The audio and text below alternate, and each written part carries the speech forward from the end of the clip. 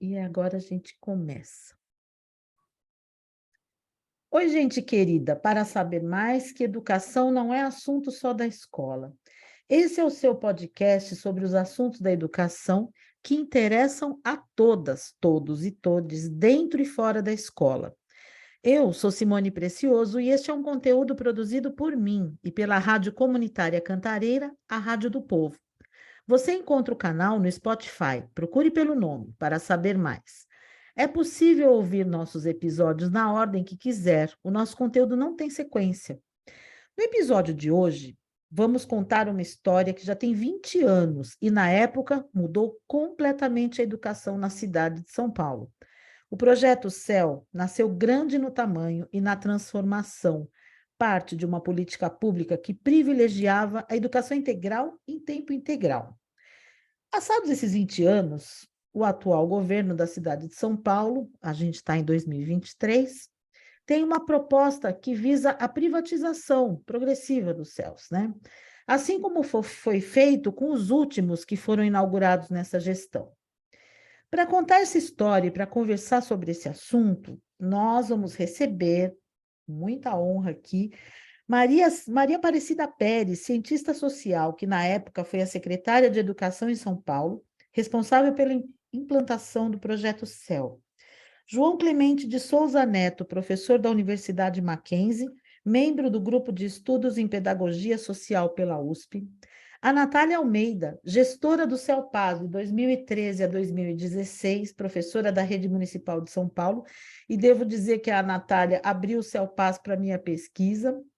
Matheus de Jesus Leandro Silveira, estudante da Unicamp, Campus Limeira, curso Administração Pública, que produziu um trabalho de iniciação científica sobre o céu e que foi, enquanto cidadão, usuário do Céu Campo Limpo. A sua pesquisa Análise dos Impactos e Efeitos do Projeto CEL, 2 décadas e 4 gestões dos Centros Educacionais Unificados da Zona Sul da cidade de São Paulo, tem muito a dizer. Maria Lúcia Rocha, professora da Rede Municipal de Educação da cidade de São Paulo. Eu felicito a vocês nesse nosso podcast da Rádio Cantareira. Quero dizer que são todos muito bem-vindos e esse conteúdo vai ser produzido para que a gente eternize realmente esse momento de lembrar na história o que foi a criação do céu. Eu vou pedir, como a gente está falando da criação, eu vou pedir aqui para Maria Aparecida Pérez falar sobre o projeto, a implantação e o impacto que essa política pública teve na época, em 2003. Seja bem-vinda, Maria Aparecida Pérez. Oi, Simone. Boa tarde para você, boa tarde a todos.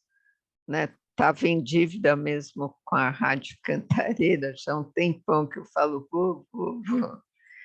Mas legal o debate, né? Você está me pedindo uma tarefa que eu vou tentar cumprir, mas falar em 10 minutos, né? Mais ou menos o nosso tempo da criação dos céus, é difícil, né? Mas eu vou relembrar um pouco os pontos, né, que levaram a gente a definir o modelo do céu, né? Tanto a parte arquitetônica como do que deveria conter, né, os serviços. Eu cheguei na prefeitura em agosto de 2001 e já havia uma discussão junto à prefeita, com alguns secretários, de achar um novo modelo de escola. Mas ela deixava muito claro para nós que não era um modelo pedagógico. A gente não precisava de uma teoria, a gente tinha o Paulo Freire como referência, mas ela queria um projeto arquitetônico diferenciado. Isso foi sendo, né, reforçado, porque teve uma pesquisa, foi instalada a Coordenadoria da Juventude na época, e eles fizeram uma pesquisa sobre os anseios dos jovens, né, da parte de música, de esportes, mostrou uma diferenciação muito grande, até nos levou a uma compreensão depois de um termo, né, que ia ser muito utilizado, que é das juventudes, né? Não existe uma única juventude, não existe um interesse uniforme. Também na mesma época foi feito um levantamento pelo Jorge Wilhelm, na Secretaria de Planejamento, sobre os equipamentos públicos existentes. E a gente viu um grande vazio na periferia de equipamentos culturais, esportivos, né? Você tinha a escola, mas mesmo a nossa escola não era suficiente, a gente tinha muita falta de vagas, né? Você pensar o ano de 2000, que você não tinha vaga suficiente para criança de 7 anos, a gente tinha as escolas de latinhas, né, que tinham sido criadas. Então, a educação também enfrentava muito problema. A gente tinha que ampliar a permanência das crianças na escola, que acho que todo mundo vai lembrar que a gente tinha 3 turnos durante o dia, né? Tinha o famigerado turno da fome, como era conhecido as crianças que ficavam das 11 a 1, né? Era 1, 2, não sei, era muito complicado isso, até em termos de você caracterizar uma parte da população mais vulnerável da cidade. Então, tudo isso daí estava no caldeirão, né, no debate. E aí nós começamos a discutir o que seria um modelo de escola, né, na contramão do que pregavam aquelas escolas modulares de 6 salas de aula. A gente viu que a gente precisaria, primeiro, de escolas grandes para poder ampliar as vagas, não só do fundamental, mas das EMEIs e das creches, né? Não daria para a gente ficar pensando em unidades pequenas, mas até para transferir da escola de latim, então, grandes unidades escolares. A gente também discutia que, para a criança, para o jovem adolescente, ele precisaria, como fala, ele ser apresentado, ter acesso às diversas linguagens culturais, esportivas, mesmo a ciência, coisa que ele não tinha na escola, para que isso abrisse os horizontes dele. Como não dava para você pensar em ampliar esse repertório dentro das escolas, com os espaços limitados pelos turnos, a gente resolveu criar um centro, né? Aí ficou o Centro Educacional Unificado, mas um centro educacional que tivesse as escolas que nos faltavam, as unidades, né, começasse a ampliar, tivesse equipamentos culturais, tendo teatro, né, estúdios, salas de música, a biblioteca, o telecentro, sala de convivência para a comunidade e a parte esportiva. Então, para isso, a gente começou a procurar um novo projeto arquitetônico, que, na verdade, a gente descobriu só um pouquinho mais, Simone. À A gente vontade. precisava, né, desse novo projeto que dialogasse também com o território, né? Como é que ia ser recebido você chegar com um grande empreendimento. E nós descobrimos na própria prefeitura, em Edif, né, que é um órgão da prefeitura, haviam arquitetos que, desde a época do Paulo Freire, já estavam discutindo e pensando num novo modelo de uma unidade educacional, não de uma escola, né, mas de uma unidade educacional, porque o que tem no céu precisa ser muito lembrado e repisado o tempo todo, não é para os estudantes que estão matriculados nas 3 unidades educacionais, mas ele é um polo, ele é um centro e tem muita escola no seu entorno que deve utilizar aquele espaço, né? A comunidade tem que usar as escolas estaduais, particulares, todos têm acesso a essa praça de equipamentos, como a gente chamava, né? O pessoal de Edif.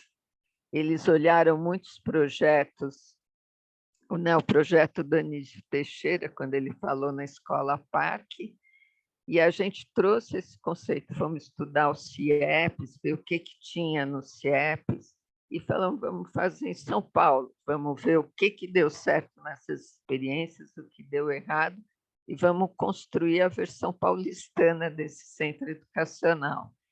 E a grande referência era isso, que para a gente melhorar, né, as condições, até a qualidade da educação, a gente tinha que melhorar a nossa relação com o território, com a comunidade local. Ela tinha que sentir que esse novo espaço público era dela, independente de ter um filho na escola ou não.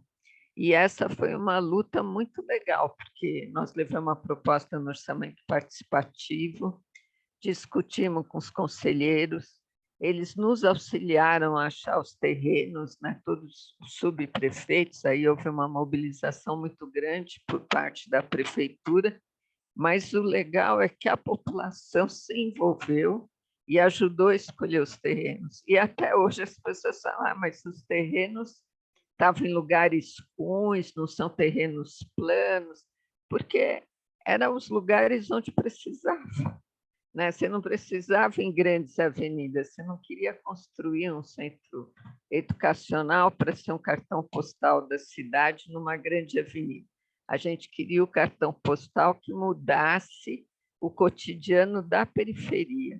E eu acho que isso nós conseguimos, porque houve muita participação, né? Não uma participação de ir lá levantar a mão, só escutar, mas de opinar no projeto, de opinar nos caminhos que o céu deveria ter. Né? Eu acho que isso foi muito importante. E aí, talvez as pessoas perguntem, né, mas o que isso tem a ver com a educação e a educação integral? Tem tudo a ver, porque a gente quer levar novos valores, a gente quer que as pessoas se situem de uma forma diferenciada na cidade, e que elas sintam que elas têm o mesmo direito de quem mora no centro mais estruturado.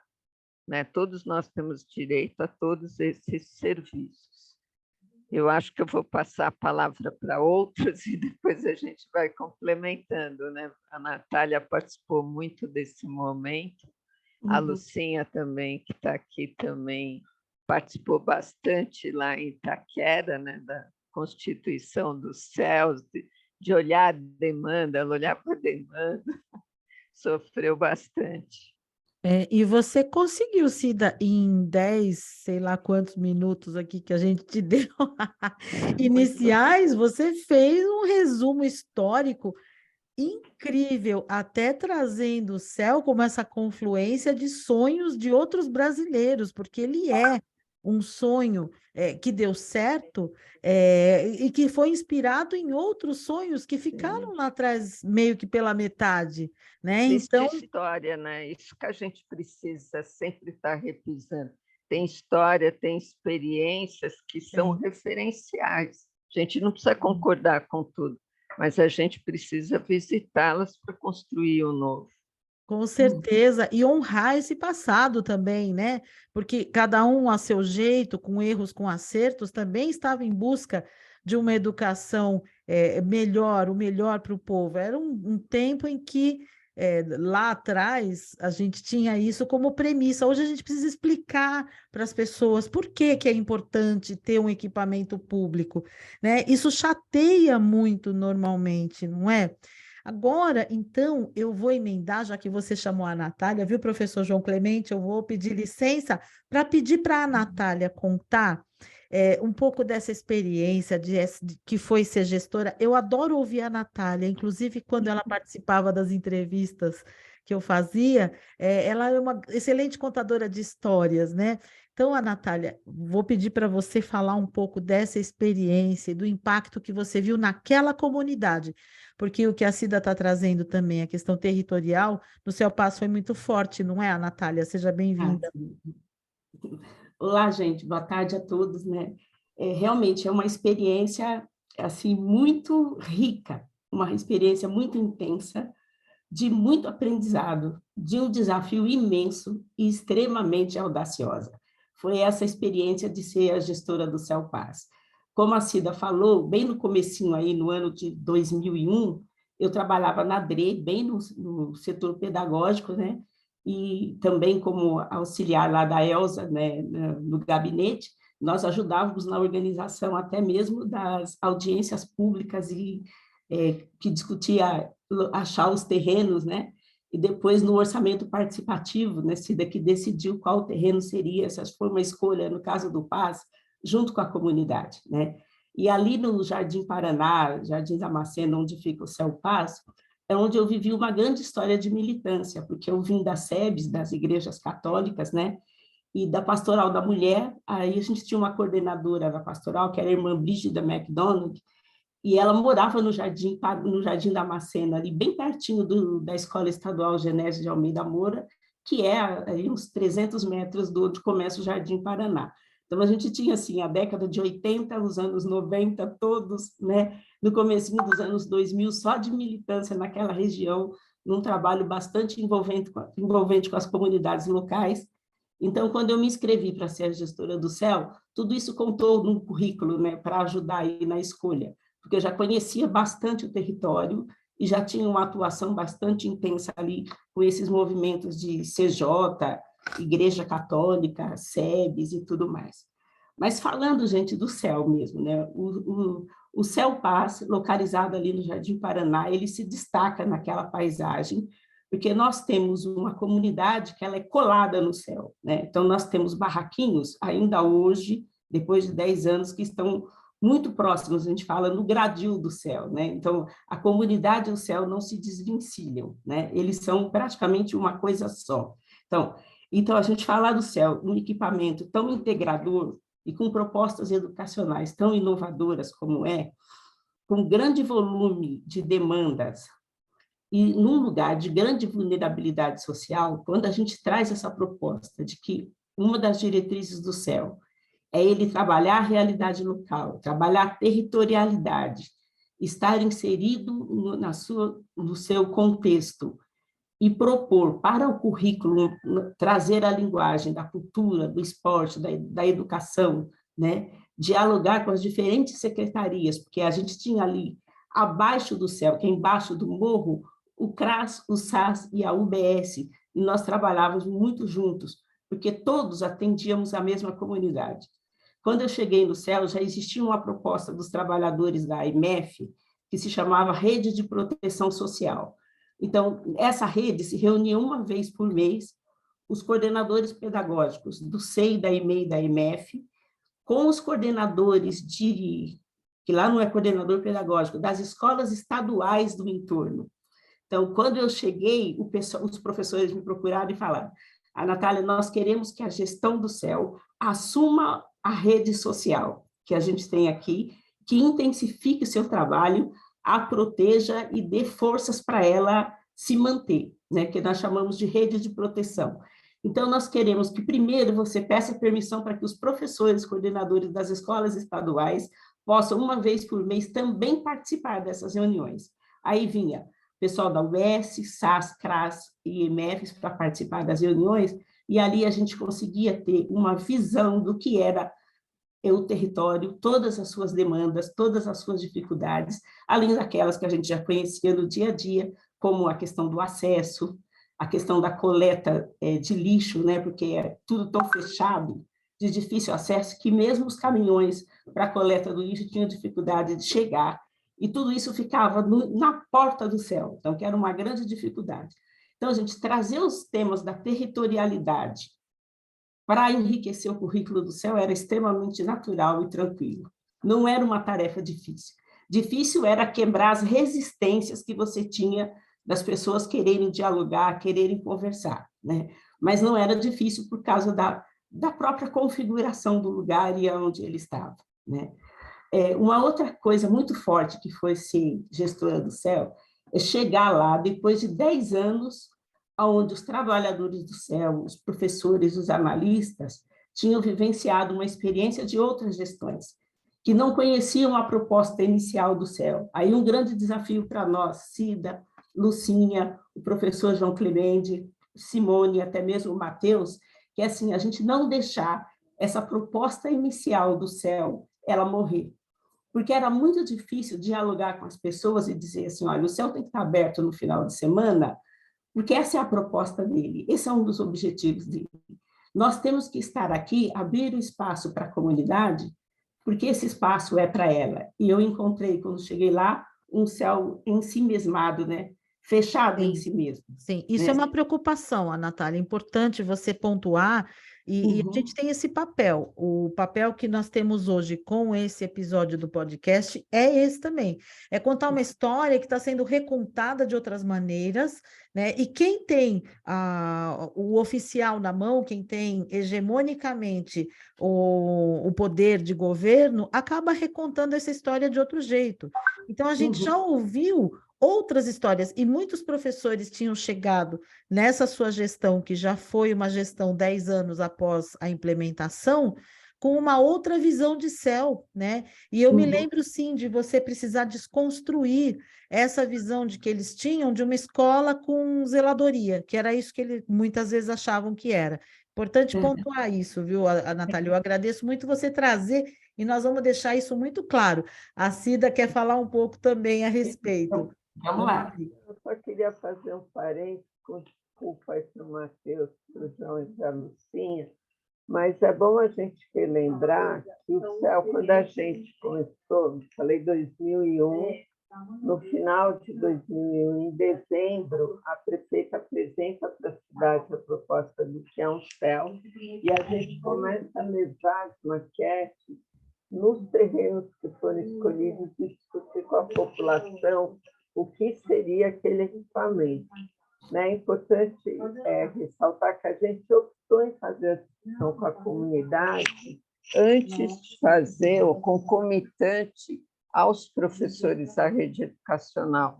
A gente não fez uma separação, vamos ver antes, dentro dos muros da secretaria, vamos falar assim, para depois levar para a população. A gente foi fazendo junto.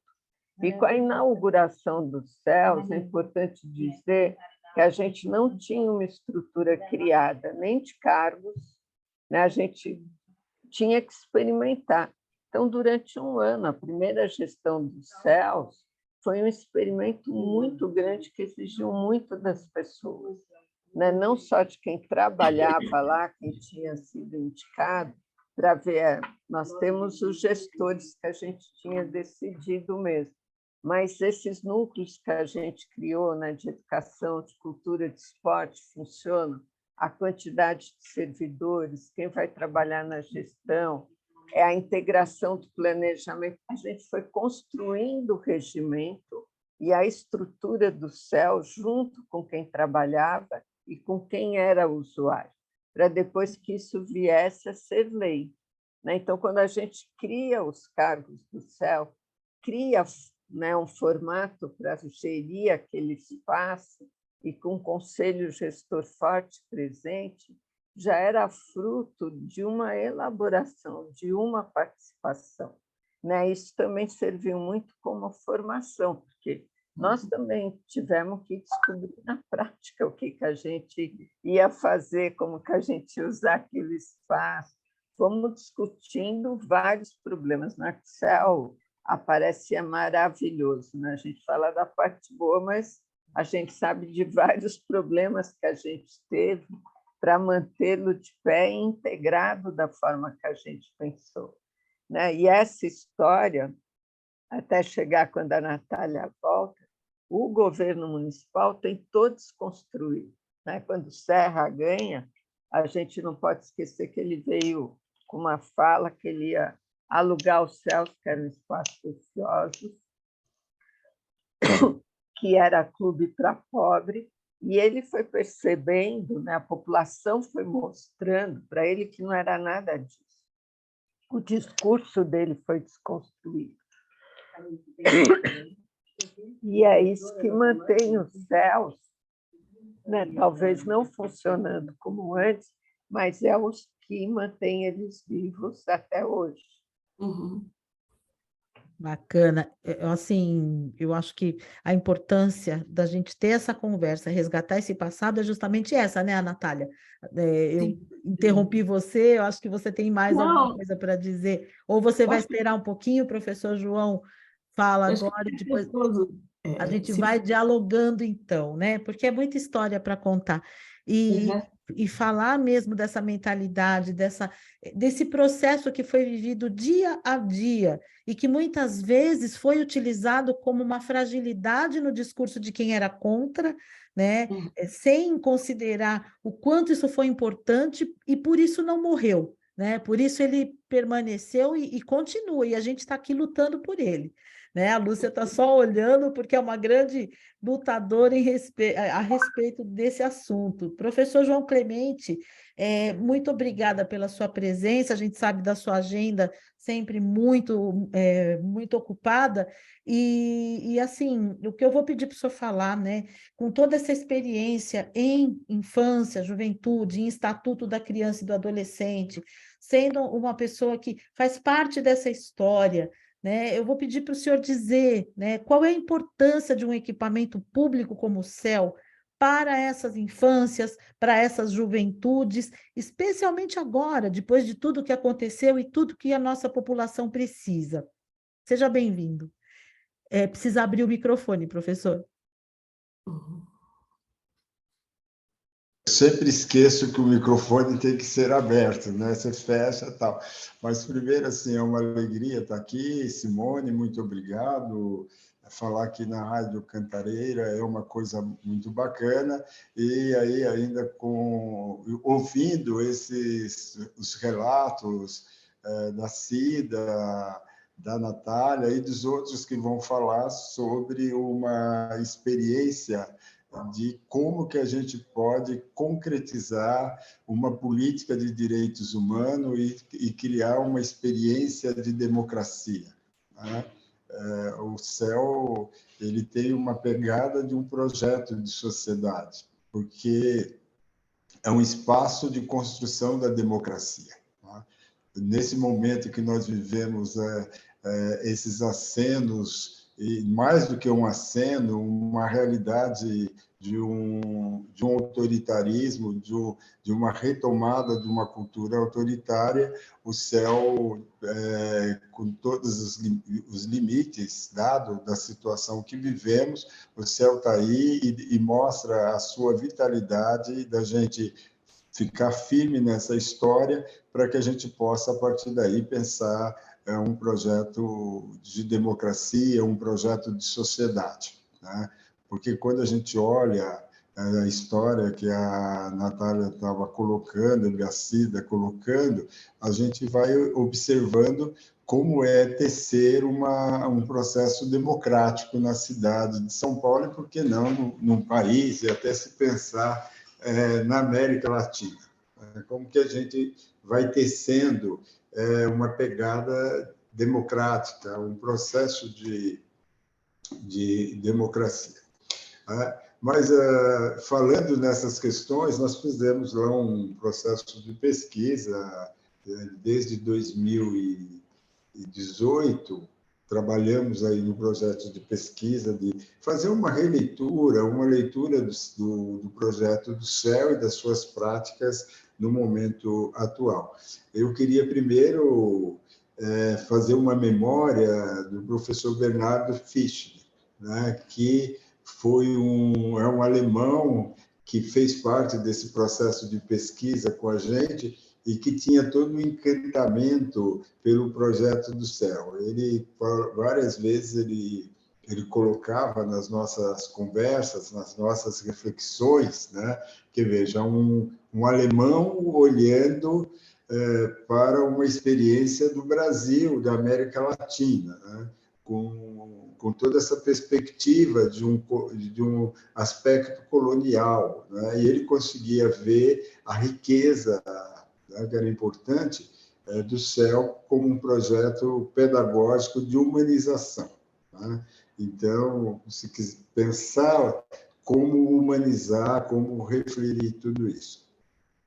Mas o meu encantamento pelo CEL, desde o início e depois como pesquisador, pesquisando, eu queria registrar alguns aspectos nesses 10 minutos. Como diz a Cida, a Natália, 10 minutos para falar de uma riqueza, de uma grandeza que faz eco para toda a humanidade, né? É muito É um desafio. curto, eu desafio, mas a gente tem que falar isso para deixar os registros, para que as pessoas saibam desta grandeza, dessa riqueza que é este projeto, o Projeto Céu, que é interessante que o próprio nome já muda uma concepção de educação. Né? Não se fala lá como um centro de escola, né? Mas se fala como um centro educacional. Tá? Essa aqui já é uma grande diferença, porque quando a gente utiliza o centro educacional, o que nós estamos sinalizando que nós precisamos libertar a pedagogia escolar, porque a pedagogia escolar sinaliza um aspecto da reprodução de um modelo hegemônico de um grupo da sociedade brasileira. E quando eu proponho educação, eu vou ampliando o aspecto da democracia e das relações dialógicas. Eu estabeleço aqui uma relação dialógica, onde os múltiplos saberes se encontram e constroem uma nova perspectiva humanitária. Então, acho que isso é o primeiro aspecto de se colocar essa perspectiva. A outra coisa, na minha avaliação, eu acho que o CEL foi a primeira prática, a primeira experiência educacional que foi capaz de concretizar o Estatuto da Criança e do Adolescente. Eu acho que essa é uma experiência que a Unesco e a Unicef têm que se apropriar, porque o Estatuto da Criança e do Adolescente não é uma ideia solta no ar, tá? É um projeto de proteção, de garantia dos direitos das crianças e dos adolescentes. Quando se fala de direitos da criança e do adolescente, nós estamos falando dos direitos das famílias, nós estamos falando do encontro geracional. Uma criança, um bebê não sobrevive sem o encontro, esses encontros geracionais. Né? Então, quando você entra no CEL, esse projeto, de uma coisa que a gente percebe, é uma potência, que é lógico, os processos políticos e procedimentos da cidade hoje impedem um pouco isso. Mas, veja, é a avó que se encontra com o neto ali dentro, são as famílias que se encontram, as pessoas se encontram e vão se empoderando e apropriando dessas experiências educacionais. Por isso que o nome educacional faz sentido e encontra com as pessoas, com a família, com os territórios, né? com o CRAS, com o CREAS, que é intersetorial, então é um espaço que integra, não é um espaço que desintegra. Então, essa é uma perspectiva muito interessante, porque a comunidade se integra a esse espaço à comunidade. As trilhas dos diferentes territórios estão ali. Então, esse é o segundo ponto que a gente precisa pensar e refletir. Tá? Outro aspecto importante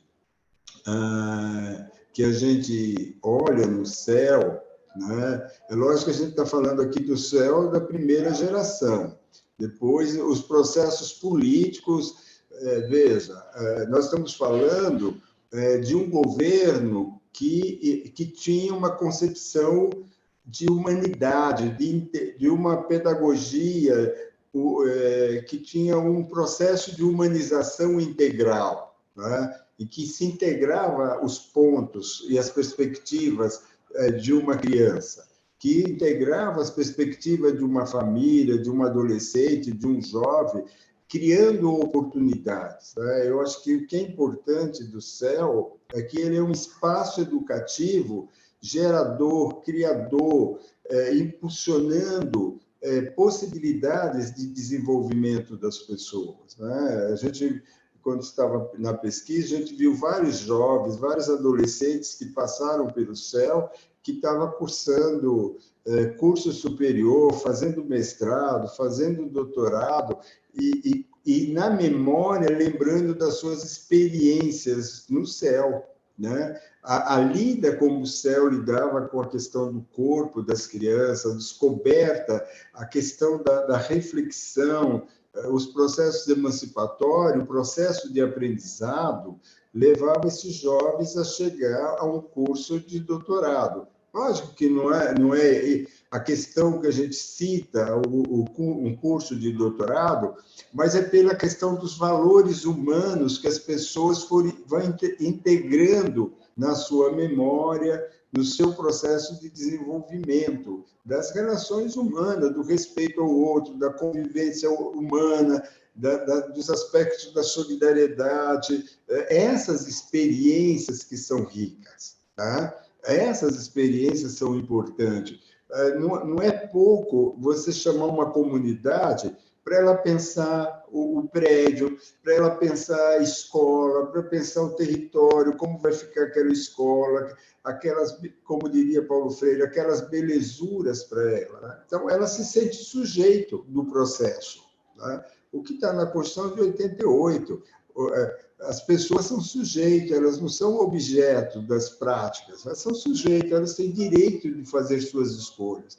E o CEL, como um centro pedagógico, por isso que é muito importante a gente dizer sempre, o CEL é um centro educacional, ele não é um centro escolar.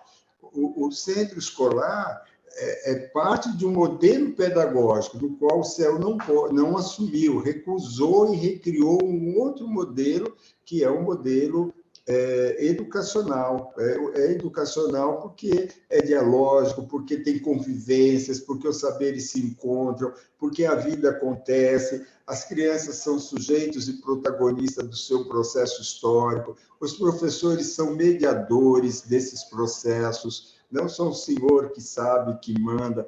Essas questões todas, elas são importantes. Eu vou pegar um quarto aspecto, mas quando a Simone falar que o meu horário deu, eu paro no quarto, paro no quinto, porque são aspectos que são importantes. Neste momento de crise no mundo inteiro, nós estamos tendo uma crise civilizatória. Pode falar mais um pouco, sim, porque você está sintetizando, inclusive, esse nosso encontro aqui, né? Eu acho que isso é importante. Veja, nós estamos vivendo uma crise civilizatória. E quando a gente tem uma crise civilizatória, que a gente não tem os direitos humanos salvaguardados, protegidos, nós entramos na barbárie. Tá? Essa dinâmica, a experiência política que nós vivemos, nós fomos para a barbárie. Tá? A gente desrespeita as pessoas. O CEL é aquele centro que ainda tem essa vitalidade, esse projeto, por isso ele precisa ser valorizado e retomado, de defesa, né, do processo civilizatório, da humanidade, de combate à barbárie. Nós estamos vivendo uma situação de barbárie, de monstruosidade. Veja, uma pessoa sofre porque é negra, isso é muito complicado, ou pela sua orientação sexual, ou porque é índio. Veja, as pessoas são pessoas e elas têm que ser protegidas como pessoa. E no momento de barbárie, como nós estamos vivendo neste momento, nós perdemos a dimensão do humano, né? Nós perdemos totalmente, perdemos os parâmetros de humanidade, perdemos esses parâmetros. E as pessoas que são mais prejudicadas quando a gente perde esses parâmetros são as crianças e são os adolescentes. Eles são o elo mais frágil desse processo. E acrescentando que, por ser criança, por ser adolescente, os territórios periféricos, esses territórios são os mais agredidos, mais destruídos, os mais atacados. Então, quando a gente pensa num projeto como o CEL, nós estamos pensando em 3 coisas que são importantes. Primeiro, o combate a uma espécie de assistencialismo que nós vivemos nos anos até 1988. Né? E depois a gente começou a desconstruir isso. Aí a Natália colocou as experiências das comunidades eclesiais de base, dos movimentos sociais. É importante que se diga que o CEL incorporou também a educação popular, os valores da educação popular. Nós não podemos discutir o projeto do céu sem discutir os aspectos, os elementos fundantes de uma educação popular, dos movimentos populares, né? E uma educação emancipatória pressupõe o encontro dos saberes, especialmente os saberes dos movimentos populares. Tá? Veja, as escolhas, as práticas pedagógicas se estabelecem aí. Tá? Então, o que está em jogo, no momento da barbárie, é a destruição das propostas dos movimentos sociais. Os movimentos sociais necessitam dessas experiências concretas como a do céu para que os movimentos sociais acreditem na sua força e retomem a luta, porque senão a gente cai em uma situação complicada. Um terceiro elemento que está posto no céu é a questão, que é uma distinção que a gente tem que fazer, que é conceitual, mas a Cida está aí, ela lembra das colocações do Bernardo, que ele trazia o conceito de apropriação e não de socialização. Porque quando eu aproprio um determinado conhecimento e eu transformo esse conhecimento, eu transformo esse saber para a minha vida e eu faço algumas escolhas importantes. Então, a inovação pedagógica do CEL é essa pegada dos aspectos de apropriação que são extremamente importantes e fundantes.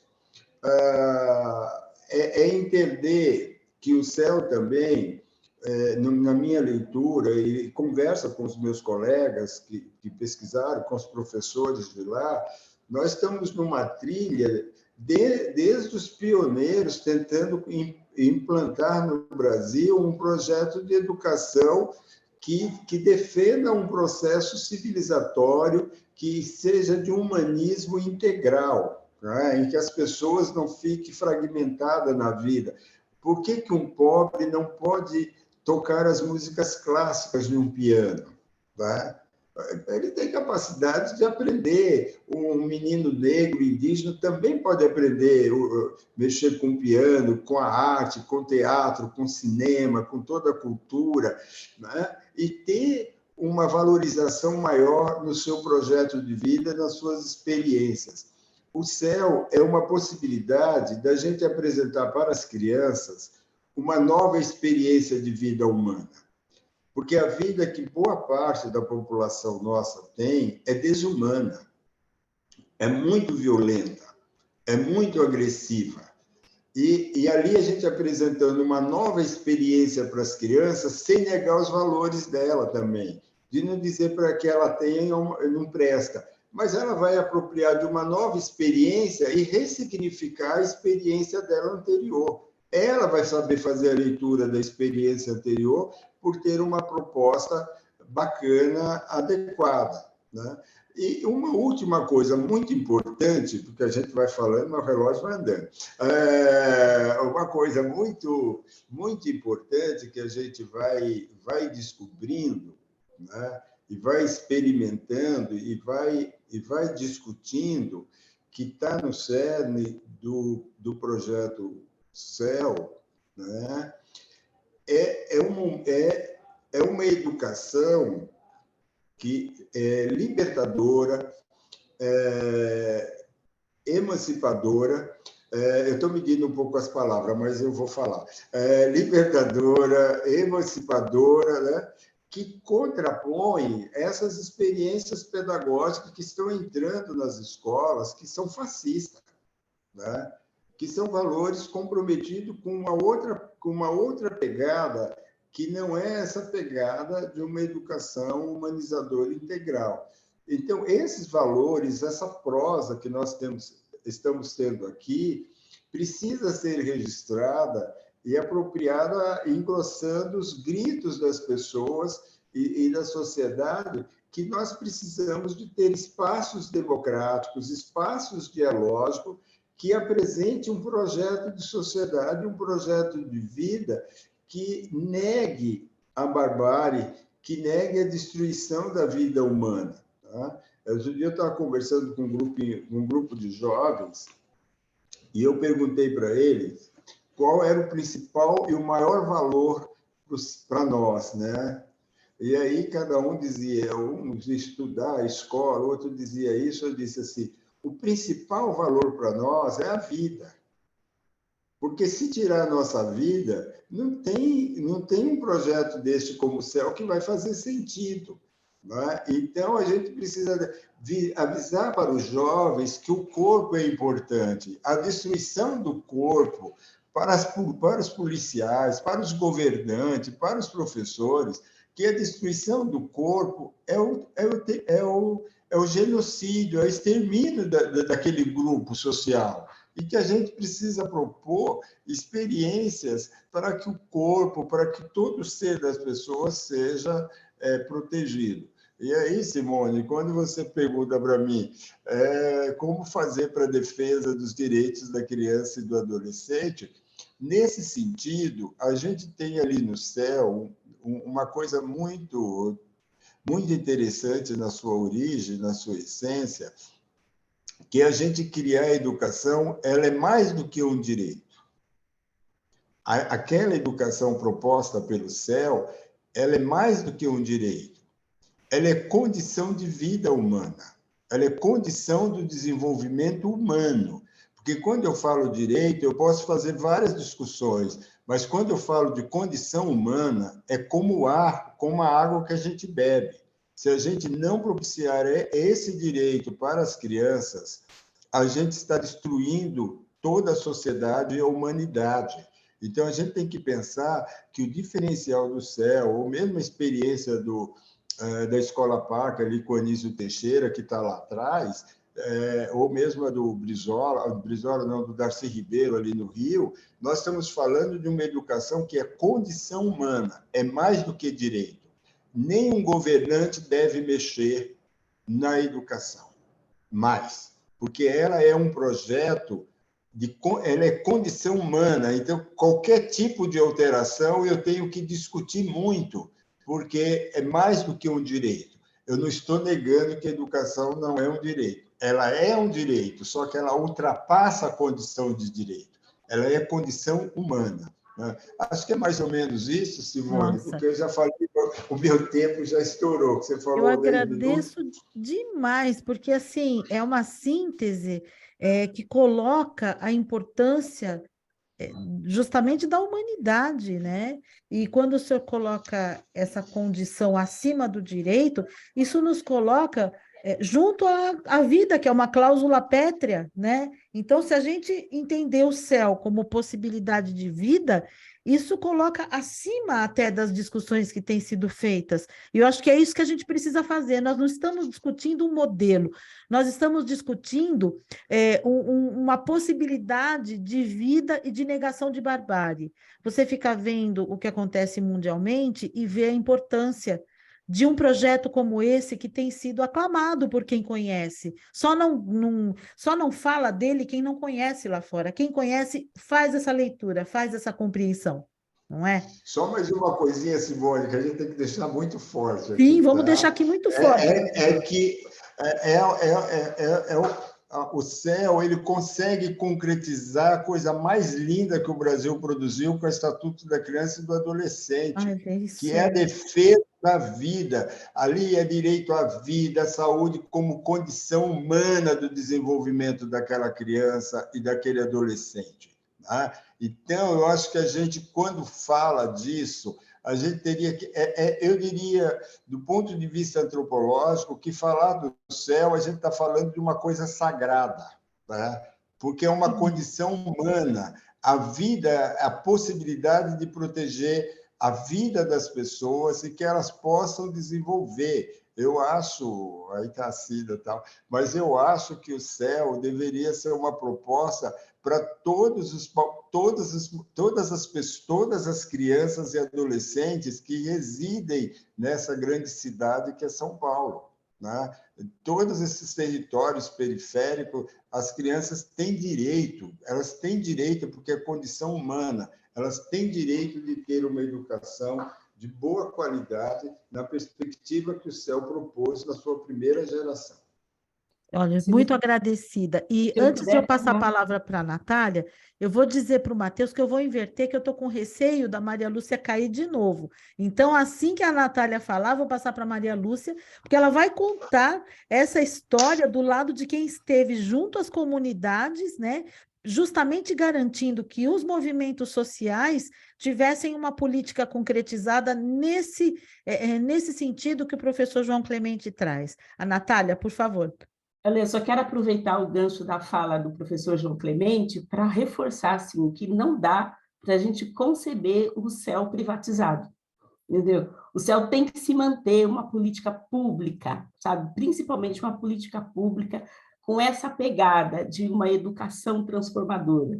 Ele é um projeto, é uma maquinaria de inclusão social e que tem experiências pedagógicas inovadoras. Como você falou, Simone, eu sou uma boa contadora de história. Eu teria várias histórias para contar aqui, porque foram 4 anos e meio, eu fiquei até boa parte de 2017 ainda no céu, e tenho experiências com as diversas secretarias com as quais a gente fazia frente, né? Até por causa do lugar onde eu estava, mas experiências riquíssimas e uma produção muito grande de trabalho, de projetos com as crianças, com as comunidades, com os professores e principalmente com os voluntários. Então, o CEL, enquanto política pública, eu acho que ele abre um diálogo com as outras frentes da ferramenta municipal, né, para a gente manter e dialogar sobre o território, e aí sim, com um currículo vivo e atuante, a gente tem essas experiências riquíssimas que o professor João falou tão lindamente, né?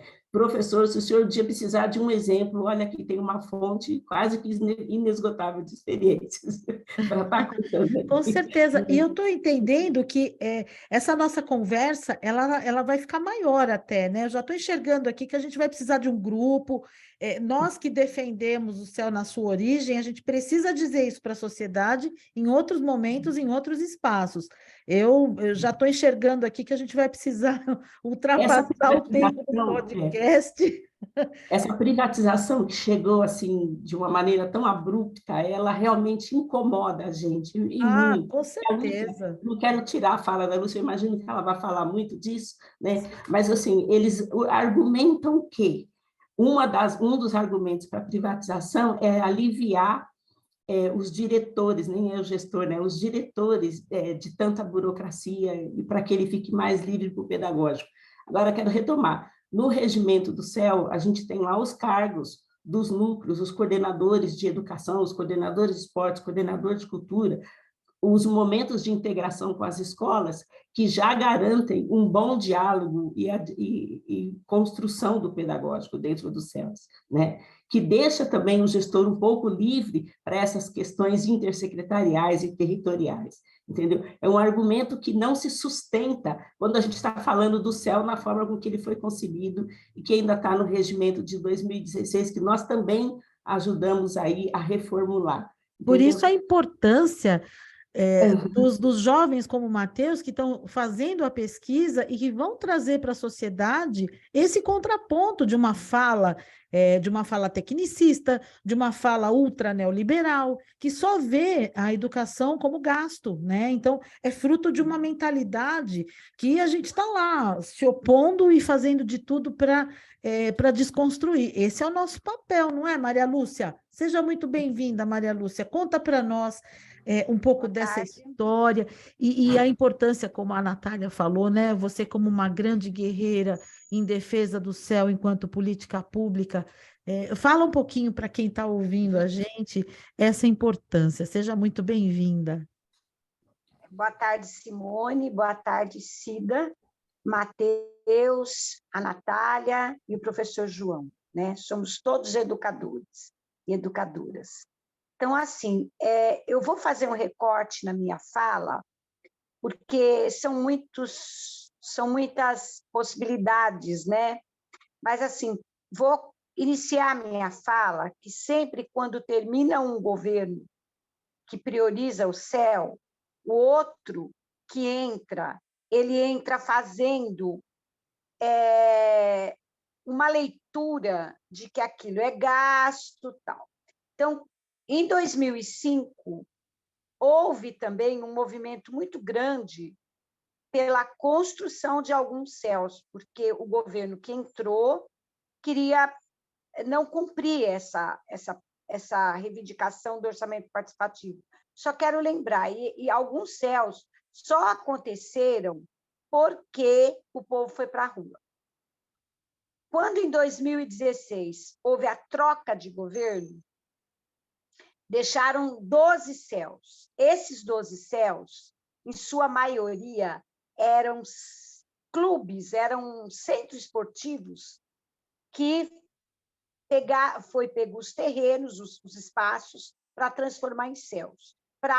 Porque na cidade de São Paulo a gente sabe o problema que tem a busca por terrenos.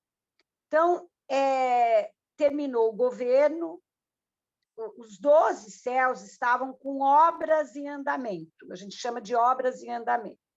E aqui na região, eu sou moradora do Jardim Nossa Senhora do Carmo, Parque do Carmo, que é um distrito que, ao mesmo tempo que que tem a Maria Luísa Americano, que tem as casas bonitas, né? Mas ele também, ele não é só desigual, ele é discrepante na sua totalidade. Aí o céu que foi proposto era o céu que fica na Avenida Afonso Sampaio Souza, na esquina com a Gaspar da Silva, que é um lugar de muita visibilidade e muito acesso. Então, o céu ali, que era um clube escola chamado Clube Ranieri, foi transformado em céu porque ele ia conseguir atender e considerar todos os bairros do entorno do distrito Parque do Carmo. Estou contando essa história para ver como tudo começou. Aí, quando chegou em maio, um grupo de mães passou em frente o céu e a obra parada. Tinha passado a época das chuvas e era clara a deterioração, estava tudo deteriorando os ferros, porque a obra estava parada e você sabe que obra parada é prejuízo. Aí, dali, começou uma conversa entre 4 ou 5 pessoas. Daqui a pouco, virou um abaixo-assinado, que em uma semana nós coletamos 2.000 assinaturas pela retomada das obras. Só que tinha um pequeno problema, quer dizer, um grande problema. Não era só um céu que estava parado, eram mais 11.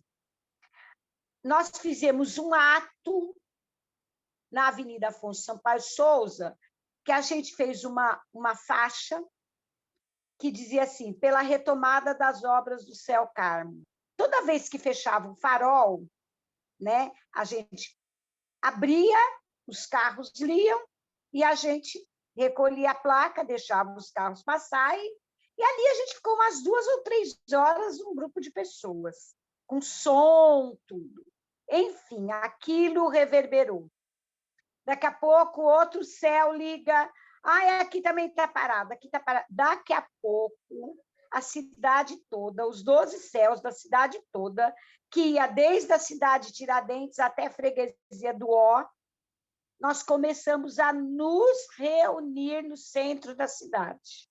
A gente conversava direto por telefone, fizemos um grupo, e foi bem proveitoso isso. Então, houve um diálogo. Enfim, aí vamos conversar com o governo. O governo não queria nos ouvir. O que as lideranças do movimento fizeram? Bom, se não, alguém vai ter que nos ouvir. Aí partimos para a imprensa. Primeiro, a imprensa mais, vamos dizer, uma imprensa mais militante, depois a grande imprensa. Aí, quando foi para a grande imprensa, as pessoas começaram a acordar, né? Fomos para a Câmara, porque o argumento é que não tinha dinheiro. Só que a gente aprendeu a ler diário oficial e via que tinha dinheiro. Tinha dinheiro. Simplesmente o dinheiro era remanejado. Tivemos um apoio grande na Câmara Municipal. Eu quero destacar aqui a bancada do PT, que nos deu muito apoio, também os vereadores do PSOL, de outros partidos, mas quero destacar a bancada do PT, que nos ajudou muito nessa luta. Enfim, quando foi final de 2018, as obras começaram, né? Porque qual a leitura que a gente fazia? Que aquelas obras, nós estávamos no período de eleição, e deixar as obras paradas ia fazer uma luta política na sociedade, né?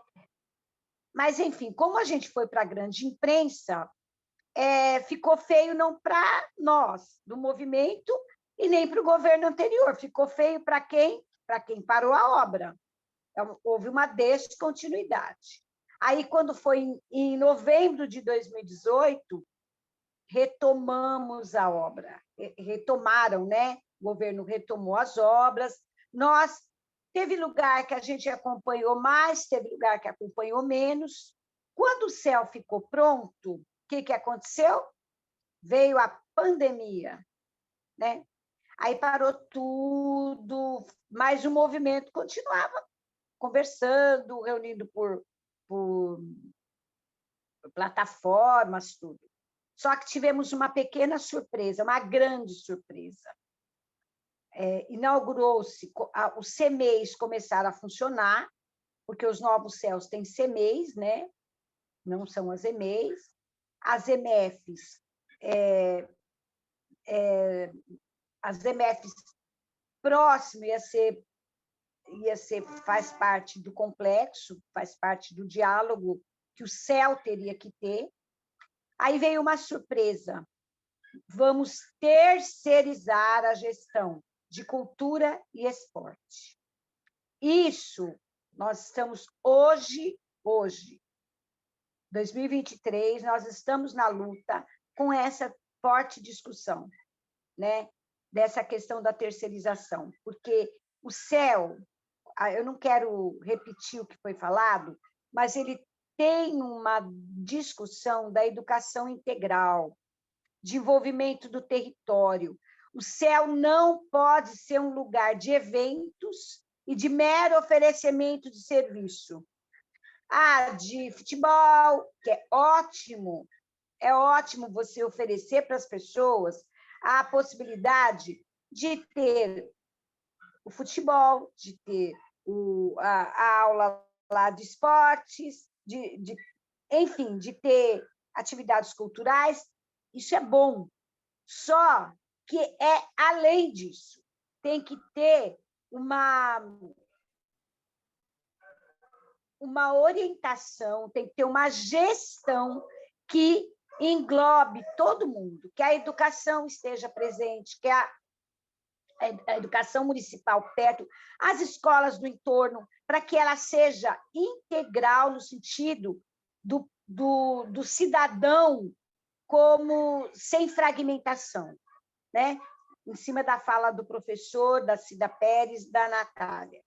Isso está se perdendo. É uma tristeza muito grande, porque ninguém pode acabar com os céus. Nenhum governo tem essa ousadia de acabar com os céus.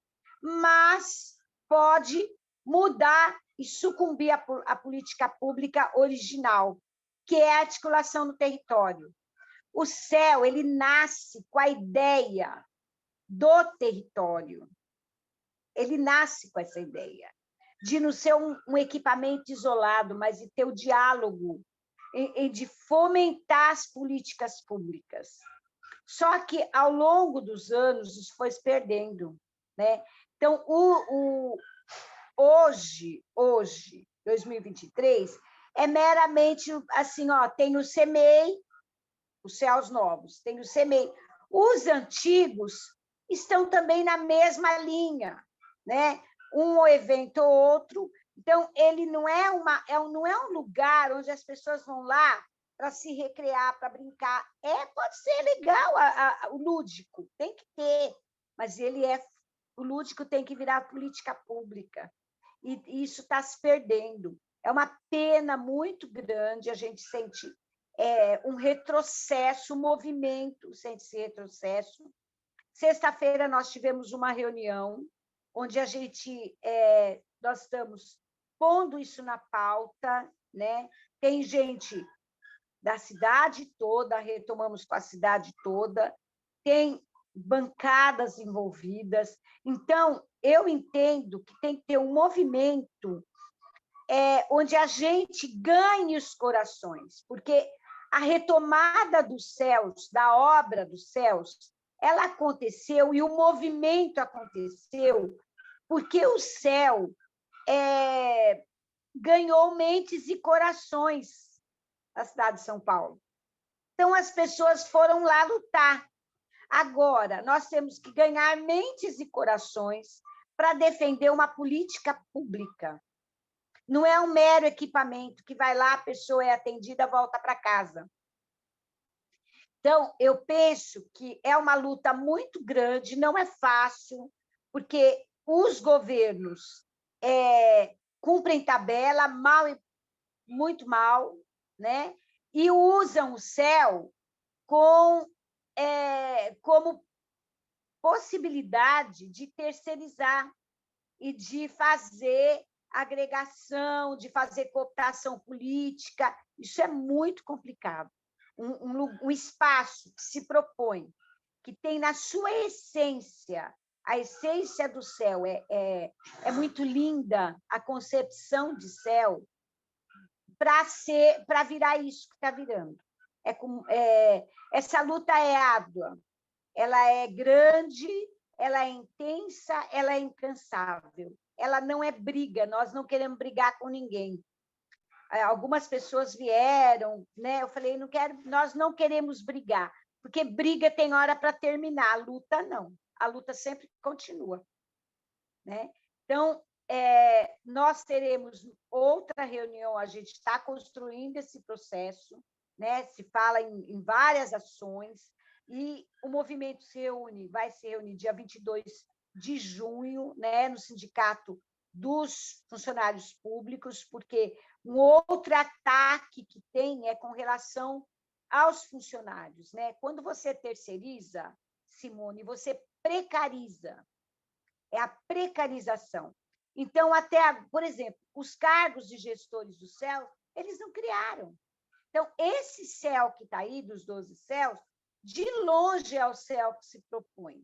E os céus que têm, sofrem com a precarização, principalmente para o trabalhador, né?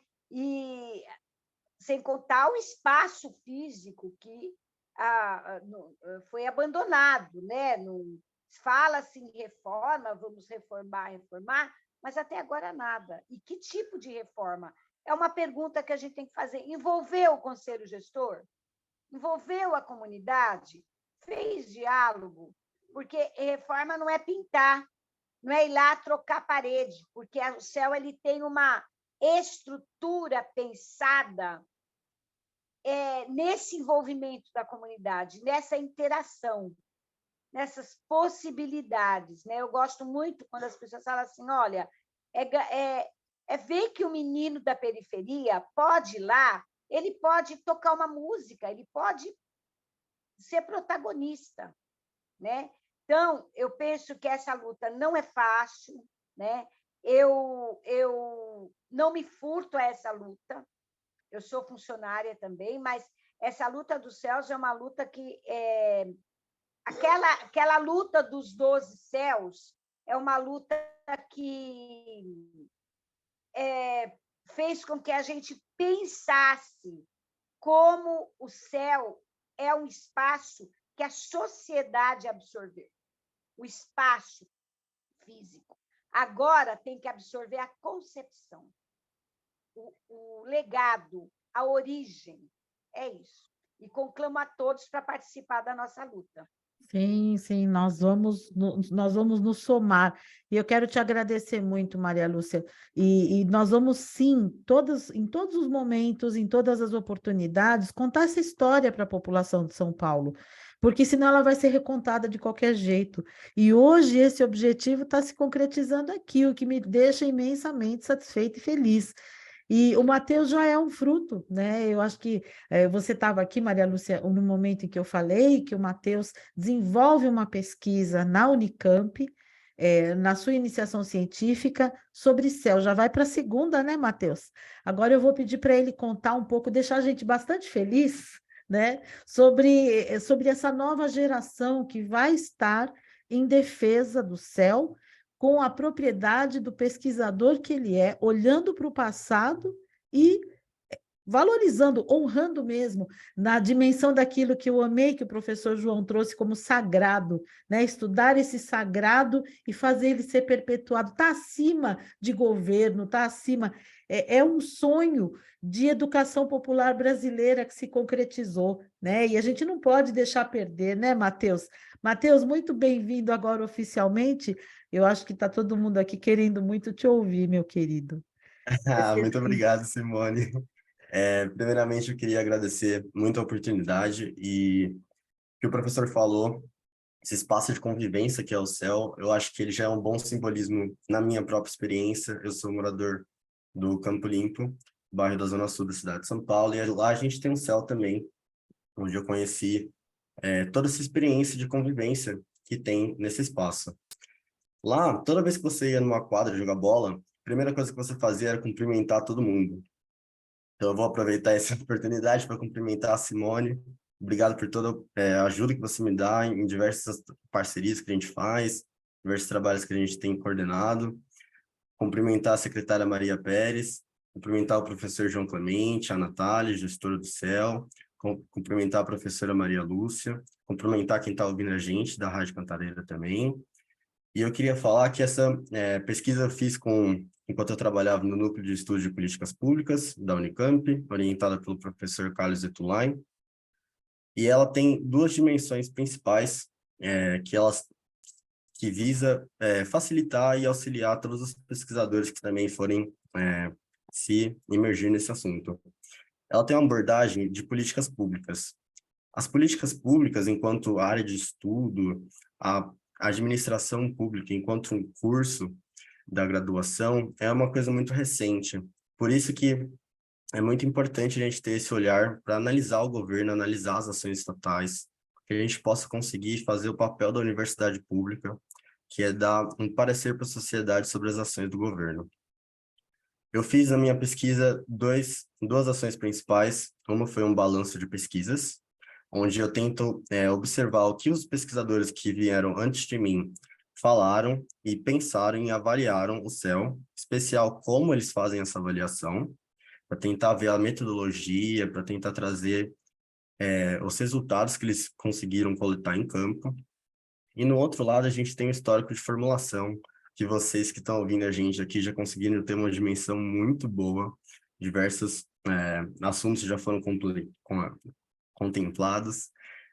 A identificação do problema é o início, e a identificação do problema, como a secretária Maria falou, é um problema de segurança em áreas violentas, que faz com que a gente tenha esse instrumento tão bom para a nossa sociedade, esse equipamento. Em suma, tendo em vista que todo mundo já abordou partes desse histórico da implementação, as gestões que foram se alternando na Prefeitura de São Paulo tiveram especialmente duas abordagens para gerir os CELs. Uma é a que prioriza a efetividade, é uma política pública que tenta valorizar e maximizar os impactos e os efeitos que a gestão pública pode atingir na sociedade, e não de forma descontrolada, usando recursos desnecessariamente. Na verdade, que é uma abordagem que leva a educação com o olhar que a gente está compartilhando com vocês aqui nesse evento. E a outra é uma que prioriza uma minimização dos recursos, um olhar que prioriza a eficiência, a custo da eficácia, a custo de qualquer tipo de impacto bom que a gente possa causar na vida das pessoas. É um olhar que tenta mitigar o espaço do céu no orçamento. É um olhar que tenta mitigar o espaço do céu na sociedade, na vida de todos os cidadãos que o utilizam. Eu queria abordar também algumas políticas públicas que foram implementadas nos CELs, principalmente pela gestão Haddad, que foi a Universidade CEL, que foi uma amplificação desse programa que fez com que ele pudesse trazer a graduação para a sociedade, para a comunidade das periferias da cidade de São Paulo, de uma forma que inovou bastante a gestão pública, porque os municípios normalmente não têm esse papel na educação. Também queria trazer para vocês algumas experiências minhas que eu tive que conseguem abordar alguns aspectos dos céus e suas importâncias, né? Um aspecto que eu acho muito importante, eu que nunca estudei no céu, meu irmão já estudou, mas eu vivenciei bastante com ele, é que os céus eles têm um equipamento que é compartilhado com as outras unidades escolares. Um teatro que tem em um céu, ele é compartilhado com outras escolas da região. Quando eu estudava no meu ensino fundamental, a gente não tinha um teatro na nossa escola, obviamente. Então, o que a gente fazia era ir no céu antes do amanhecer, a gente utilizava aquele espaço.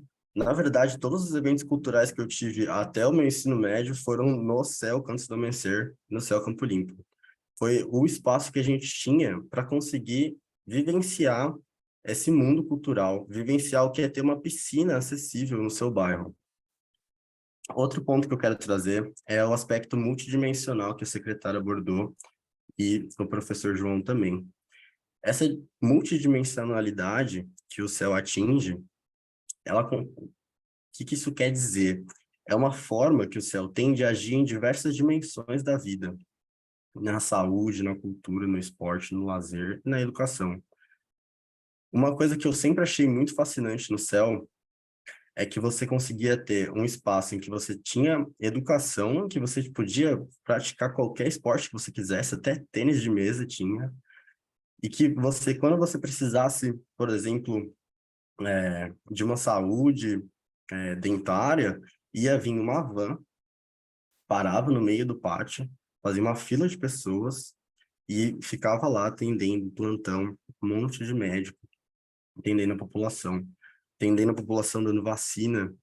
Muito importante reforçar o impacto que esse instrumento tem para coordenar a implementação de outras políticas públicas, como a campanha de vacinação, que é uma coisa que hoje está tanto em desgaste, né?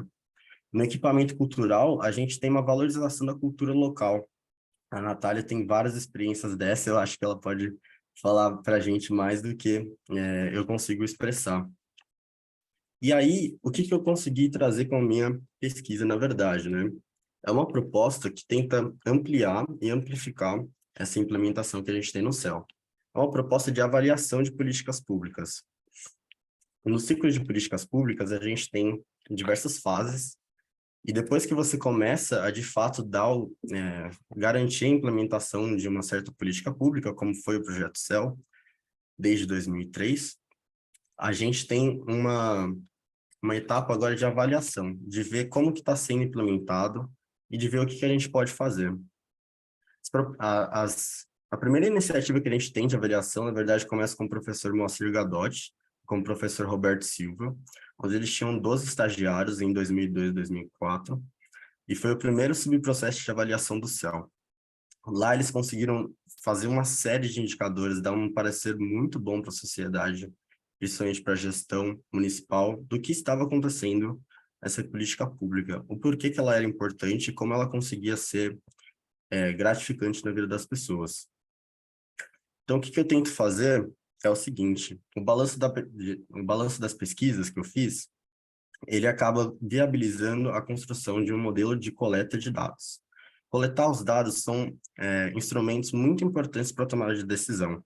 Quando você coleta os dados, você consegue montar uma série de indicadores e facilita bastante a visualização do que está acontecendo, principalmente para o gestor que não consegue estar em todos os espaços ao mesmo tempo. Então, por isso que é muito importante a gente ter instrumentos de coleta de dados e a formulação de indicadores.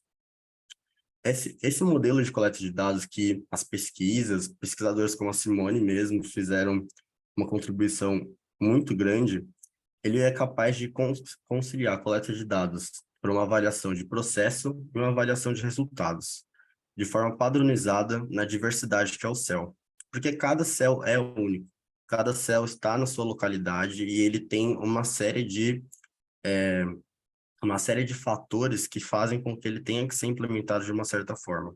Você não pode olhar para um céu que é na Zona Sul e pensar que ele vai ser implementado da mesma forma lá na Zona Leste. Então, o que a gente tem que fazer? A gente tem que padronizar a forma como é coletada essa informação para conseguir formular indicadores. E essa coleta de dados tem que ser feita por uma avaliação de processo e de resultados. Como disse a professora Sônia Miran Draib, lá do Núcleo de Estudo de Políticas Públicas. Ela fala o seguinte: a avaliação de processo é como você faz uma avaliação de como se faz uma implementação. Você consegue ver como que o setor público está realmente implementando alguma coisa. E uma avaliação de resultado é quando você consegue ver o quanto se atinge, para você ver as metas, se está dentro da meta, se está fora, e você consegue ter uma conciliação dos dois nessa abordagem que eu tento propor. Então, isso que a gente está tentando constituir aqui, que eu trabalhei muito na minha pesquisa para fazer isso, é um sistema contínuo de avaliação do projeto CEL, e ele usa uma série de tecnologias da comunicação para facilitar esse processo, que é bem simples de fazer, na verdade. Uma série de outras políticas públicas utilizam sistemas muito parecidos, a Defensoria Pública é um exemplo disso, eu trabalhei lá também, e eu vi de perto um sistema parecido. E ele utiliza uma abordagem que o professor Leonardo Flasch faz, onde você formula um banco com esses dados que você coleta, e aí você consegue comparar diferentes unidades. Ele fez esse estudo para diversas outras políticas públicas, como universidades federais, por exemplo, e aí ele consegue trazer uma comparação entre universidades tão diferentes, de uma forma muito parecida com o que a gente vê no CEL. Mas esse banco de dados que a gente pretende formar de uma forma informatizada, de uma forma vinculada com a internet, que possa ser feita de uma forma muito barata, que é o nosso principal foco, ela precisa ter essa abordagem do como se faz, para a gente poder saber não só se está atingindo a meta, ou se está tendo um bom resultado no Enem, por exemplo. A gente precisa saber se as pessoas estão tendo um contato com o CEL que vale a pena ser mantido, apesar de qualquer resultado que a gente esteja atingindo. Então, a ideia desse banco de dados é trazer para o gestor do CEL, que está lá na Zona Sul, a experiência e os resultados e o como se faz lá do CEL da Zona Leste, para que tudo esteja integrado sem a necessidade de um secretário, por exemplo, ter que intermediar essa relação, para que os gestores consigam coordenar o seu próprio processo. E aí vem a importância do conselho gestor, que é o espaço onde são tomadas e deliberadas as decisões. O conselho gestor é participado por gente como eu e você que está ouvindo, e a participação popular é o principal elemento que faz ele funcionar.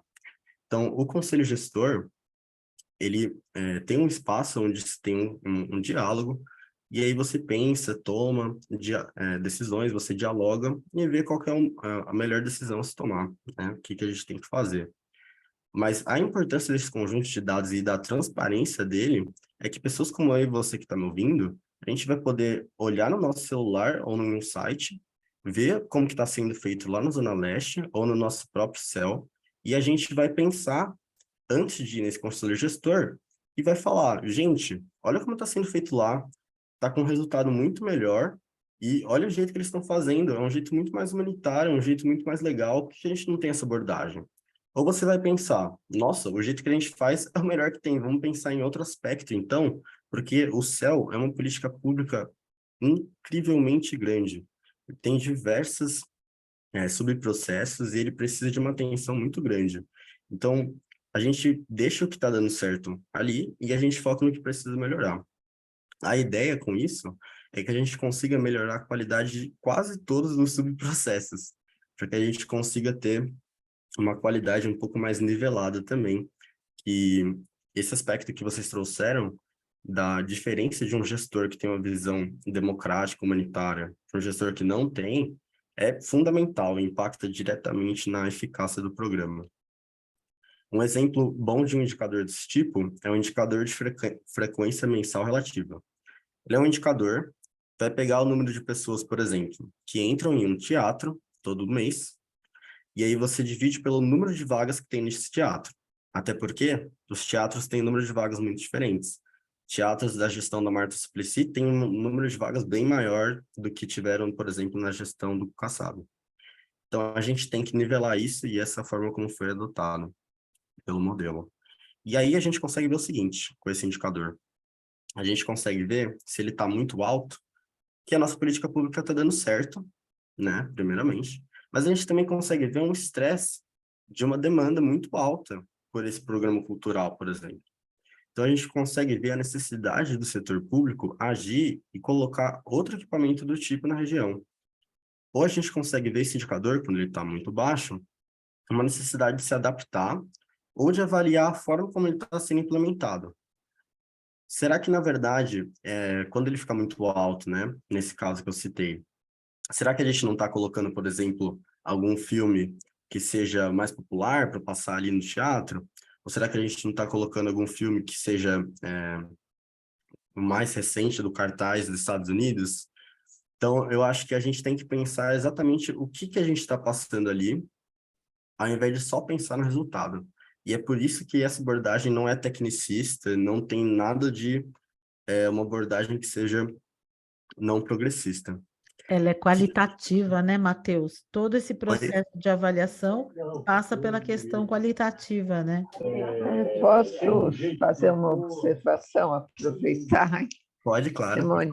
Não, então, no CELS, quando a gente implantou, nós fizemos uma pesquisa desse tipo, viu, Matheus? Porque a gente queria ver o que as pessoas pensavam do CEL e o que a gente podia melhorar. Até foi uma briga, porque o pessoal falava assim, mas o CEL é muito bom, você vai jogar dinheiro fora. E a gente falava, não, todo mundo vai achar ele legal, né, bom, porque nunca teve, mas a gente queria saber o que mais a gente podia levar. E foi legal, porque as pessoas era super bem avaliado, mas você ia desdobrando essas perguntas que nem você está fazendo e cruzando com os indicadores que a gente media, quantas pessoas iam na biblioteca, no telecentro, no multimeios, no teatro, qual tipo de filme tinha mais gente, né? A peça de teatro. A gente foi descobrindo coisas super importantes, que nem os jovens falavam, gosto muito de vir aqui, mas se tivesse uma coisa que me desse uma perspectiva profissional, ia ser mais legal. Então, vamos pensar no telecentro, no que a gente podia fazer. Tanto que virou lei lá da gente ter, à noite, funcionar as ETECs, né? Abrir essa oportunidade.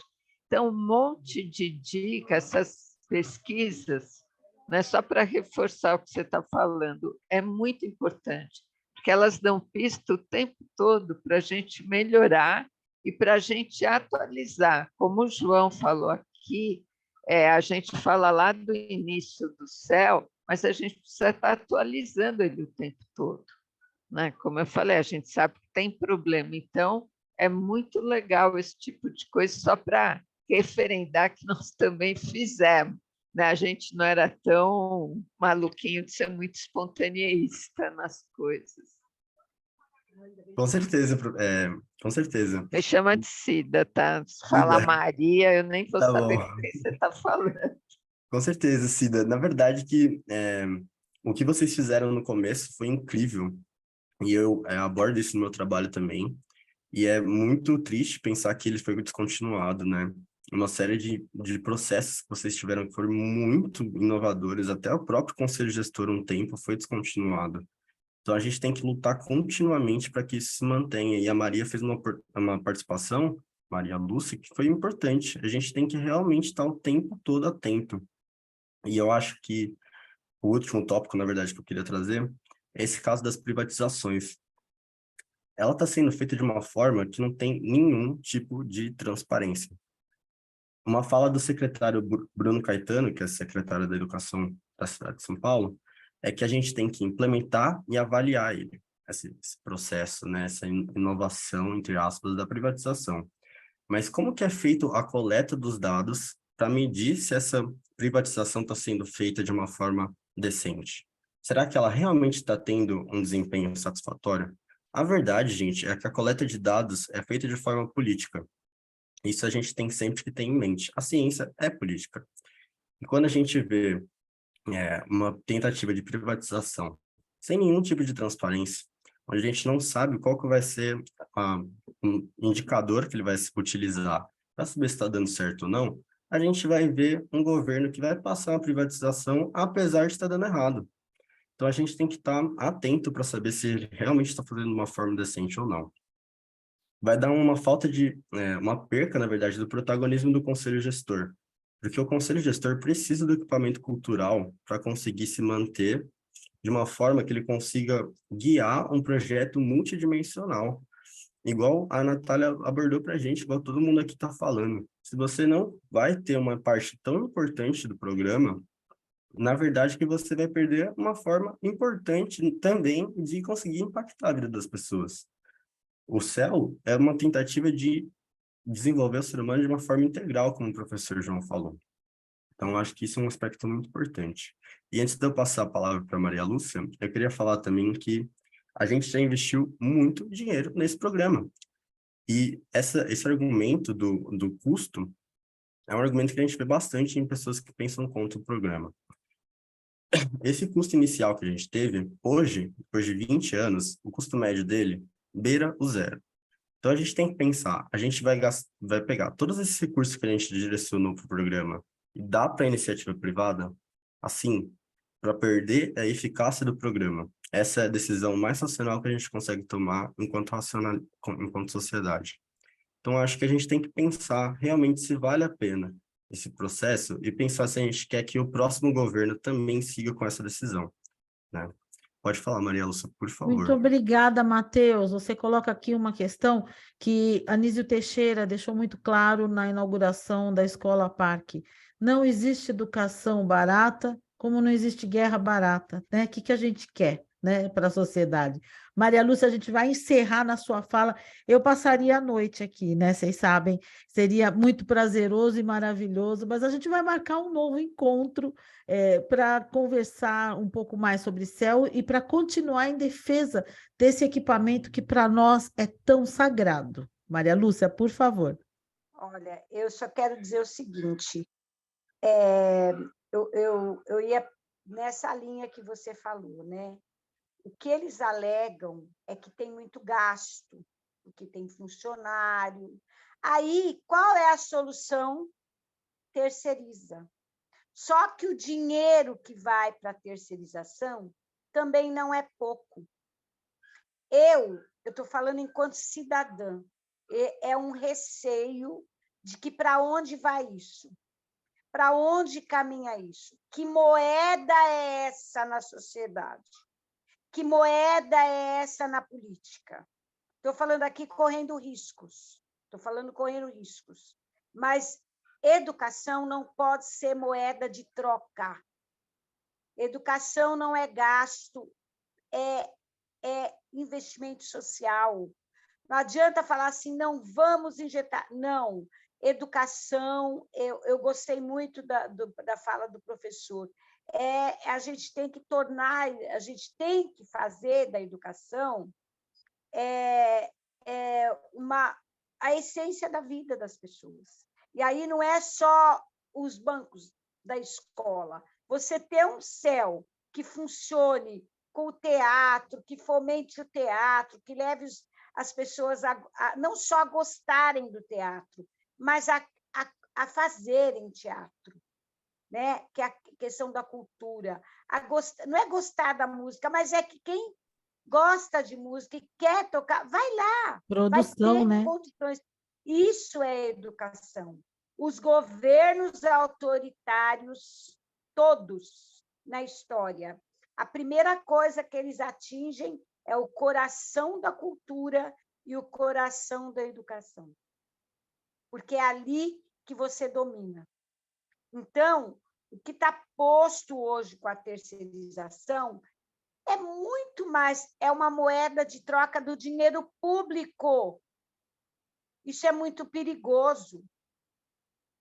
É muito perigoso. E aí a gente teria que ver como estão os 12 CELs terceirizados. Porque para a população ter o esporte, ter lá o Pilates, ter as pessoas indo lá, Aqui na região é maravilhoso ver as mulheres, principalmente as mulheres, usufruindo lá das políticas do céu. Só que a gente precisa dizer para as pessoas que isso é uma política pública que ninguém tira. Ninguém tira. Porque tentaram não construir os céus. A Cida sabe, porque a Cida é da luta com a gente. Tentaram. Mesa de negociação, foi falado para o movimento que alguns céus eram elefante branco. Eu não engoli isso de quem falou, porque não é um elefante branco, porque as pessoas estão lá usando. Então, eu quero dizer para vocês que, assim, conclamando ao Matheus, se ele puder participar da nossa luta, eu sei que ele estuda, que ele está na pesquisa, mas que venha trazer essas informações que é importante. Todos que estão aqui, eu acho que têm uma história de identidade com o céu. Então, algumas pessoas lá, quando foi criado o céu em 2002, 2003, diziam que o gasto era imenso. Não foi imenso. O gasto não foi gasto, né? Foi investimento, porque o céu que tinha aqui, o Aricanduva, lotava, literalmente lotava. Cida sabe disso. Então, assim, é fomentar a cultura enquanto política pública, o esporte enquanto política pública, a educação, e como existe o diálogo no território. Eu acho que isso a gente não pode perder de vista. Eu agradeço a todos aqui por ouvir, né, mais uma vez, e estou à disposição aqui do Olha, eu fico muito grata, já canal. convido de antemão a gente a voltar. Professor João quer dar suas palavras finais, quer falar com a gente, então vamos lá. Professor, suas palavras. É só, primeiro, agradecer aí a minha participação, todo o esforço aí, Simone, mas é de simplesmente colocar o seguinte: educação não combina com privatização. A educação era uma coisa pública, tá? A gente não deve aceitar, e essa discussão que é cara, a educação é cara mesmo. Se falar que a educação é barata, é porque é de má qualidade. A educação tem um custo, tá? Todas as políticas públicas têm um custo, alto custo. Tá? E quanto mais a gente ficar discutindo que não vai investir, mais cara a educação vai ficando. Então, pensar um pouco nisso, a gente assumir uma perspectiva humanizadora, libertadora, de pensar a educação em outro patamar. E aí, muito obrigado. O tempo nosso já esgotou, mas essa é uma prosa que nunca esgota. Aí a gente vai fazendo em outros momentos. Com certeza, eu quero agradecer muito a presença do professor João Clemente, da Maria Aparecida Pérez, a Natália Almeida, Maria Lúcia Rocha e Matheus Silveira, a nossa esperança de perpetuação dessa história. E a gente vai ficando por aqui, em nome da Rádio Comunitária Cantareira, eu agradeço. E eu quero dizer a você que nos ouve que se esse conteúdo te informou, te alegrou, te ajudou, você indica para mais pessoas. Para saber mais, é o podcast para quem gosta de educação. E é uma produção da Rádio Comunitária Cantareira. Eu agradeço e até a próxima. Muito obrigada a todos, muito obrigada a quem nos ouve. Até uma outra oportunidade. Obrigada, boa tarde. Obrigada.